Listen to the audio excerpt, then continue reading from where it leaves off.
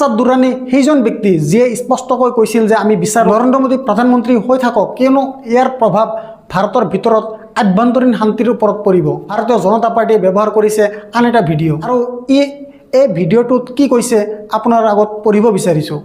Anti India propaganda busted. Pakistan begged for third party mediation. India stood firm.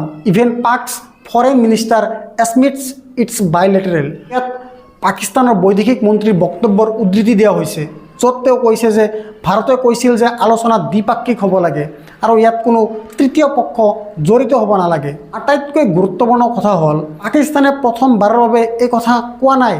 পাকিস্তানে আজিয়ে নহয়, দীৰ্ঘদিন ধৰি যোৱা 20 বছৰ 25 বছৰ 30 বছৰ ধৰি এই কথা কৈ আছিল যে এই আলোচনাসমূহ দ্বিপাক্ষিক হ'ব নালাগে, মধ্যস্থতা হ'ব লাগে, হয় আমেৰিকা, আন্তঃৰাষ্ট্ৰীয় সমাজ বা চীনৰ পৰা। পাকিস্তানৰ বৈদেশিক মন্ত্ৰীয়ে যি কৈছে সেয়া নতুন কথা নহয়। অপাৰেশ্যন সিন্দুৰৰ সন্দৰ্ভত আমেৰিকাৰ ৰাষ্ট্ৰপতি ডোনাল্ড ট্ৰাম্পে বাৰে বাৰে কৈছে, প্ৰায় 40 বাৰ কৈছে যে তেওঁ যুদ্ধ বন্ধ কৰি দিছে। আমাৰ প্ৰধানমন্ত্ৰীয়ে এতিয়াও কোনো সঁহাৰি দিয়া নাই। আপুনি ৰাহুল গান্ধীক আক্ৰমণ কৰিবলৈ, আপোনাৰ অপপ্ৰচাৰ বাষ্ট কৰিবলৈ পাকিস্তানৰ আশ্ৰয় লৈছে।